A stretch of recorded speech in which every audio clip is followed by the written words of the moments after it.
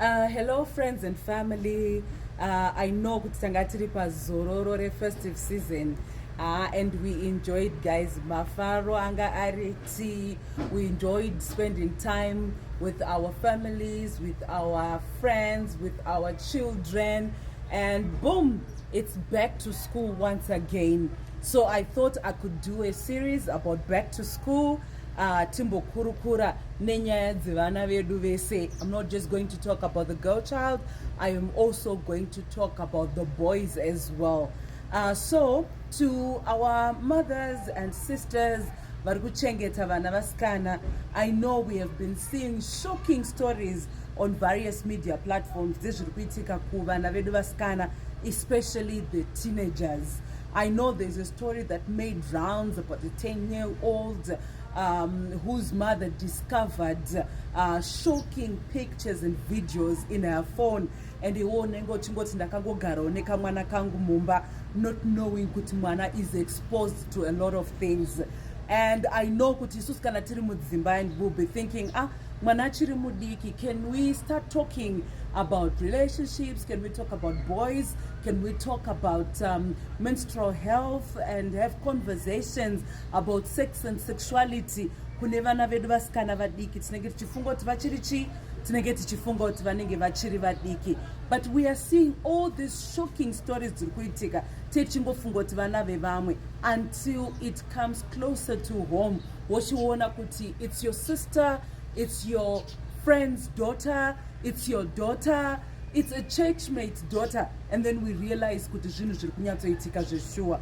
I want to encourage mothers and guardians out there, and I also want to encourage churches to take time to talk to our teenage girls, kutotangira pane twakuma 11 zvichienda kumberi, to talk about nyaya dzesexual reproductive health rights, kutotanga kutaura nyaya yemenstrual health and hygiene. Vana vedu vasikana vakukurumbidza kuteera, nguva iya iri kukurumbidza kusvika vachiri vadiki. So we need to teach them about menstrual health, we need to teach them about menstrual hygiene.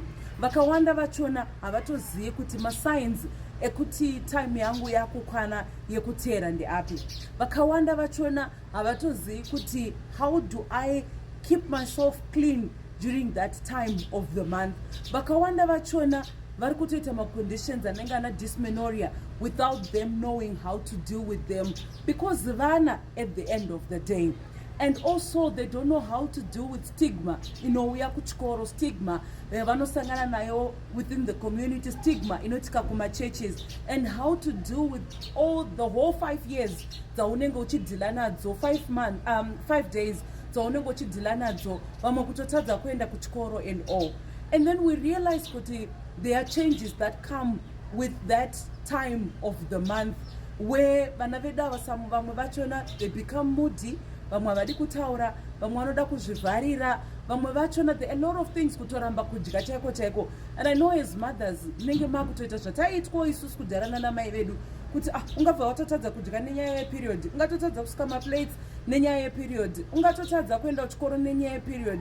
We need to understand them during the time of the month. We need to support them. We need to provide what is needed for them during that time of the month. Kadzirai vana, there are online calendars that they can actually use, which makes it easier for them kuti vazive madates avo, and also kuti vasazopote vachiti kana vaenda kuchikoro vanospoila, zvakukonzeresa futi a lot of issues kuchikoro ikoko. And I know there are mothers who have sons at home, mudzidzisi wavana vakomana, kupota vachiaccepta when that time of the month comes not to laugh at these girls and not being supportive.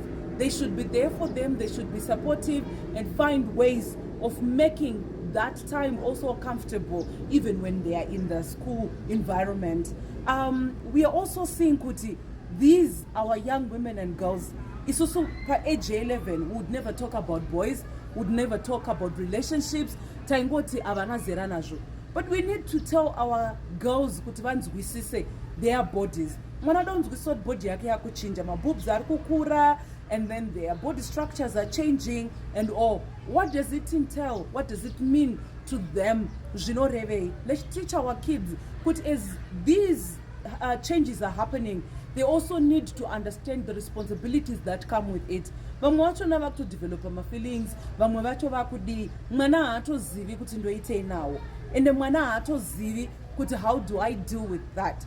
And boys are starting to come and develop interests dzekuvada sevasikana. They don't know how to react, they don't know how to respond. Kuzongoda kuti muudzwe sana mai sevakoma vari kuchengeta vanhu, and then we start telling them even at church kuti just shush them away, but you're not telling them exactly what happens with the relationships and all.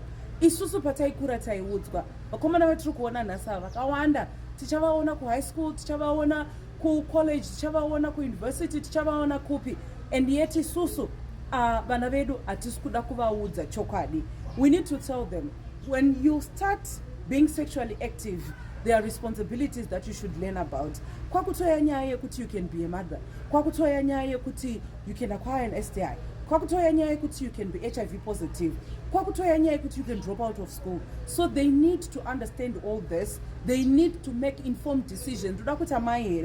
How do I live with HIV and AIDS? Suppose yauya. How do I deal with an STI? Suppose ndasangana nayo. Mwana hazive how to deal with all this. So we need to teach them as well, because with relationships, mwana nda prepare psychologically. Once wangotanga kuita relationship with the opposite sex, urikutanga funga kuti ko ndakaita heartbreak ndodhila nayo sei, ko ndakatanga kusekwa navamwe kuchikoro ndodhila nazvo sei.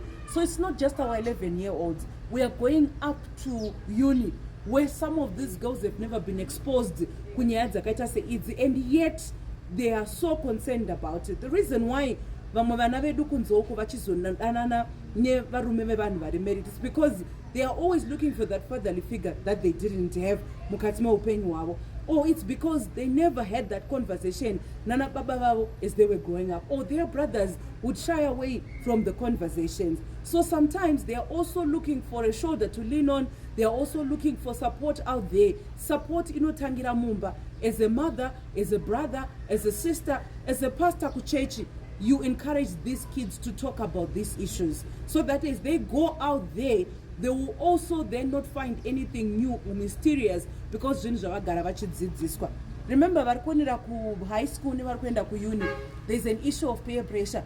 Varikuona vamwe varikuya nemalabels, varikuona vamwe varikutotengerwa nemotikari, varikutoona a lot of things that are happening, and you're busy telling us stick to your books, chaka mukomana anoenderana newe and all that.